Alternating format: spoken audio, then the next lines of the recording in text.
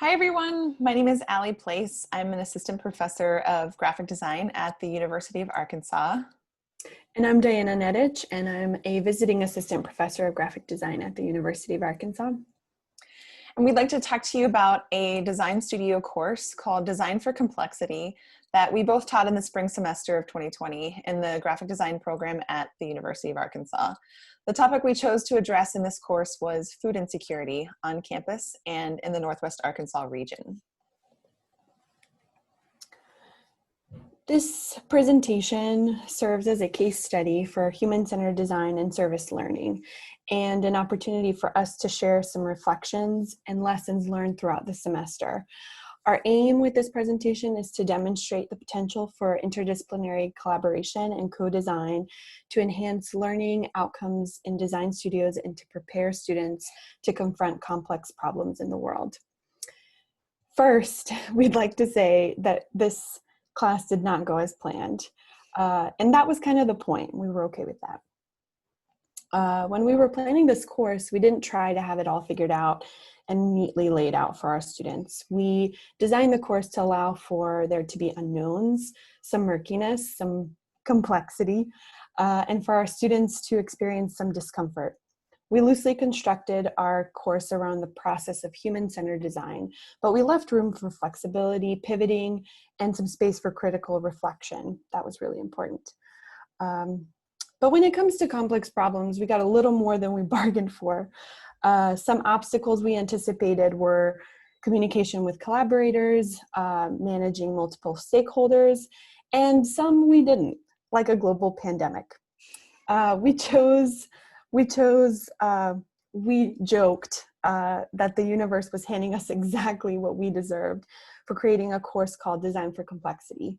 We wanted complexity, and boy, did we get it. We tried to see it as an opportunity to apply what the students were learning. So that brings us to our first reflection. Our first reflection is embrace complexity. As educators, we should not shy away from addressing complex social, political, economic issues in our design courses. In reality, all design problems are complex problems. Simplifying them or cleaning them up for students does them a real disservice. It undermines their critical thinking skills and does not prepare them for what they will confront in their jobs and in their lives. You don't have to know what's at the end of the path before you start on the path. In design, we tend to focus on solving problems, but when dealing with complexity, we must focus on responding to problems.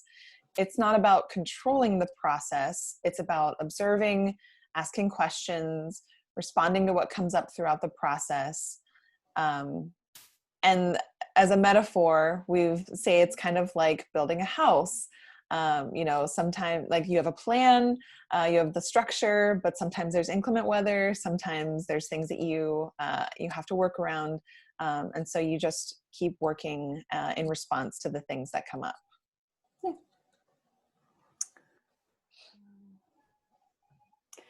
So in embracing complexity, in her critical feminist design manifesto, and I'm going to butcher this name, Mary Louise Yule Sondergaard calls this staying with the trouble. As solutionism either invents problems or ignores the complexity of problems, the critical feminist designer should not design solutions, but rather respond to trouble. And we did a lot of responding throughout the semester. So in Northwest Arkansas, food insecurity isn't everywhere. Food insecurity is an issue with many questions and much fewer answers. It is an issue with roots in complex economic, political, and social systems. And in Northwest Arkansas, the rate of those who are food insecure is somewhere between 11 and 18%. On the University of Arkansas campus, that rate is over 30%.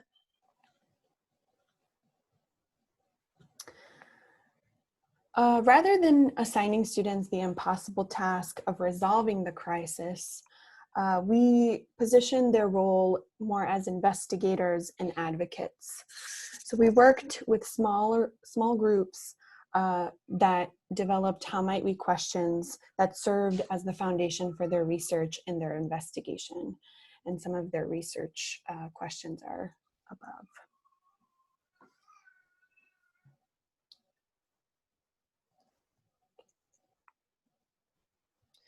We also asked them to focus on the systemic origins of the problem and, most importantly, the human impact. So no matter how complex a problem is, the most important takeaway for students is that they can still intervene to positively impact people's lives. Allowing students to take on complex design problems gives them the opportunity to see the importance of small incremental change when working within those complex systems, and to develop relationships that encourage them to keep going when the process gets messy. To learn about food insecurity, students in the course briefly conducted secondary research about the issue, but the majority of their investigation into the subject matter was through relationships they built with the people in the community. Our partner for the semester, or our client, so to speak, was the Jane B. Gerhardt Full Circle Food Pantry on the University of Arkansas campus. A 2015 study conducted by the University of Arkansas Center for Community Engagement found that 38% of students on the campus have experienced food insecurity in some form. While 54% of students are aware of the pantry's presence on campus, only about 2% of students have used it. So students relied on this study plus their own secondary research to understand the issue of food insecurity on campus. And they later partnered with the food pantry volunteers and staff as co-designers to create interventions for those patrons. Our partner for the semester, wrong slide. Some of the pain points that the students and the clients saw in their work were that most students don't know the food pantry exists or where its location is.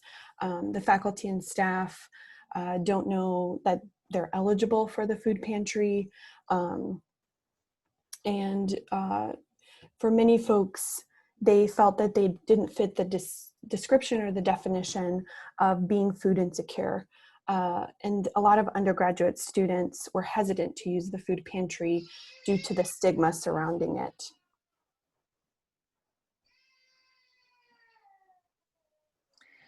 So we also invited several community organizations that deal with local food issues to visit our studio and to share their experience. We spoke with organizations like Food Loops, which is a food waste management organization, Seeds That Feed, an organization that brings excess produce to communities in need, and Tricycle Farms, which is a community farm that focuses on food education and food recovery. And students conducted their own primary research by surveying and interviewing students, faculty, and staff on campus. One of the primary ethical concerns that is raised in regards to service learning is that classes that engage with communities over the course of one short semester seem to leave as quickly as they arrive. So how can students build lasting relationships and, most importantly, trust in the span of that short semester? The short answer is they can't. But as educators, we can design interactions that allow for deeper engagement and foster trust, knowing that we are limited in our opportunities to do so. A key consideration for students to build sustainable relationships with community members is cultural competence, which is the ability to communicate and interact with people across different cultures. Many universities offer courses relating to cultural competence, and some even require it before students can engage in service learning. Ours does not, so we incorporated this into our class kind of ad hoc through discussions and self-reflection. Cultural competence requires more than just becoming culturally aware or practicing tolerance. It requires students to unpack their privilege and their power, to have an understanding of the histories, cultures, languages, and traditions of a community, and to engage in an ongoing reflection relating to their worldview. Service learning without cultural competence can be deeply harmful and disrespectful to communities, and perpetuates the white saviorist stereotype of designers in which they swoop into a community as the hero problem solvers and then leave. Building trust means entering communities with humility and grace, centering community members' experiences and voices, creating shared goals and mutually beneficial outcomes, and staying committed throughout the process. And that is just an overview of all the points that we've covered, really centering on the idea of entering communities with humility and being committed and showing that you are there to really hear their voices and be a part of their experience.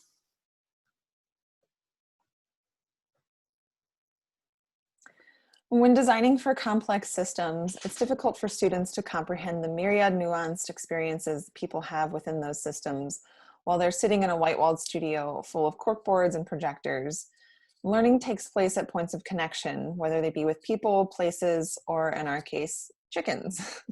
We spent a day volunteering at tricycle farms, cleaning up the property, digging irrigation ditches, and of course, feeding some of their chickens. And students got so much more out of this volunteer day than they could have from a discussion at a table in their studio. It gave them an immersive connection to their community and their surroundings, and it served as a great motivator for them to be of service to their community through their design interventions. Getting out of the studio was also critical in our class so that the students could connect the dots of the complex issue like food insecurity in a more personal and tangible way. When dealing with complexity, it is all too easy to get stuck in the realm of big picture ideas and abstractions. Getting out of the studio and immersing yourself in the system makes the system, the abstract, tangible, and the universal personal. Students enacted this through their primary research and their prototype tests. They conducted interviews with the campus stakeholders and food pantry clients, and they observed activities at the food pantry and on campus. They also conducted online surveys as well as in-person surveys. They conducted prototype tests with target audience participants and, more importantly, with food pantry representatives. Service learning that is ethical and mutually beneficial must inherently be rooted in principles and methods of co-design. Co-design is a natural antithesis to the so-called designer as expert problem. We may be experts in our craft, but as outsiders to a community, we can never be experts in someone else's experience. In order to center their experiences and their voices, community members must have agency and ownership in the design process.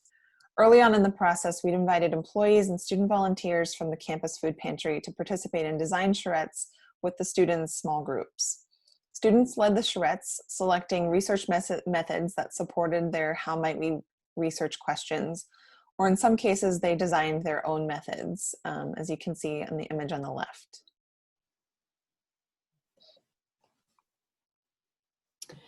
The design charrettes achieved two important objectives. They gave students the opportunity to listen.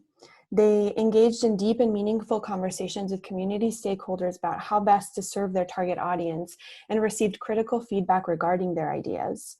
And second, they allowed students to explore the space where speculative design intersects with feasible design.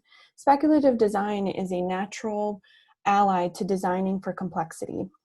Because intervening in complex systems requires designing for both present and future conditions. But in order for speculative design to be meaningful in service learning, it must also be rooted in outcomes that are feasible for community members to adopt. Here's some of the feedback that we got from our partners at the food pantry. They enjoyed participating in the charrettes, and they felt they brought added value by actively engaging with the students' prototypes. So they were very grateful for the opportunity to be involved, and they felt like that it was a really important part of the partnership. And this is more feedback about those representatives and how they engaged with students and talked about project successes and project limitations and how they saw a lot of space for improvement and a lot of areas where they could rethink their strategies. In addition to co-designing, design for complexity requires methods that address the unpredictability and messiness of complex systems. In this course, we relied on traditional design and research methods such as affinity diagramming and stakeholder mapping, as well as some new and non-traditional methods.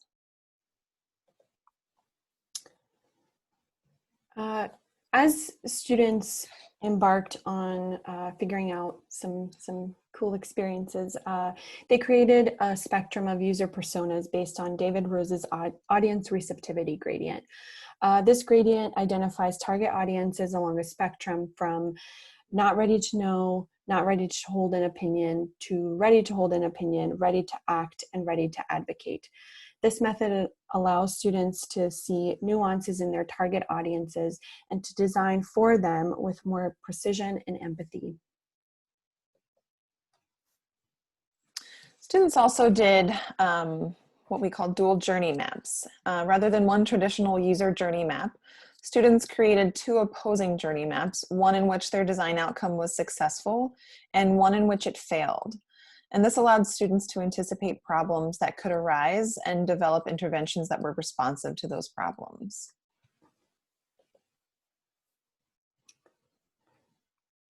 Zooming out. Another key component of service learning is the act of critical self-reflection. Designing for complex systems means you must be constantly zooming in and zooming out, bouncing from individual experiences to structural realities. In this course, zooming out also meant looking backward, forward, and inward. Students paused for reflection twice during the semester, once in the middle after conducting the design charrettes, and once at the end of the semester after they pitched their final design interventions. The midpoint reflection opened up space for students to pivot as they felt they were heading down the wrong path, or if they gained new knowledge through the design charrettes that needed to be implemented. For example, one group started with a concept for an AR app that would assist students in finding the food pantry because it's kind of tucked away in our campus. And through their research, they discovered that most people were part of their target audience did not own smartphones or were limited in their data usage. So they pivoted and instead developed a chatbot that assisted students through SMS messaging. The end of the end of semester reflection asked students to examine their assumptions going into the project, their opportunities for growth, and the impact of their work. So these are some of the quotes from students in their reflection. I think what they gained most from this class was what they experienced when they realized that this project was not laid out for them very neatly in an organized way, where they just complete a set of steps and it's done. I think at first they hated that, and then by the time they finished, they realized how helpful and what a learning opportunity that was for them to be navigating the complexity of the problem as they were working on their projects. We also asked our clients to participate in the opportunity for reflection and mostly to figure out what we could do better the next time. And it really offered us some really great insight into what they were feeling as well alongside the students during these collaborations.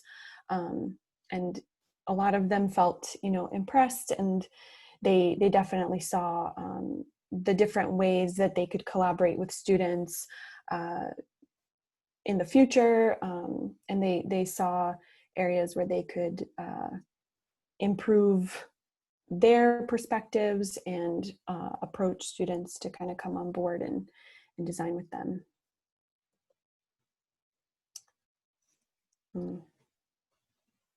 So finally, our last reflection about this semester relates to the complexities of service learning, but also to the challenges that arose in March of 2020.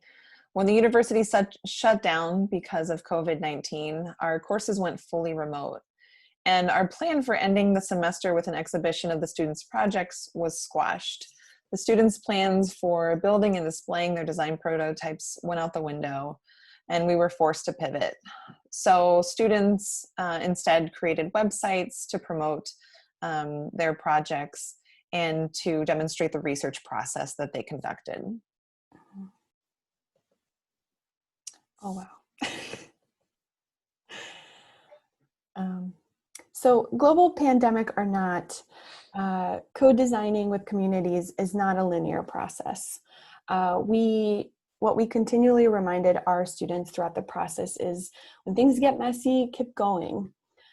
In spite of their confusion, their frustration, their overwhelm, they stayed committed to their clients' needs and responsive to the challenges that arose. By giving them the opportunity to practice resiliency, curiosity, and commitment in the classroom environment, we hope to inspire them to take on messy and complex social issues in their careers, rather than shy away from them because they felt ill-equipped. By pairing service learning with human-centered design in this course, students leveraged experiential learning to engage with complexity in their processes and their outcomes, and to demonstrate their resilience as collaborators and creatives. So that concludes our presentation. Thank you so much.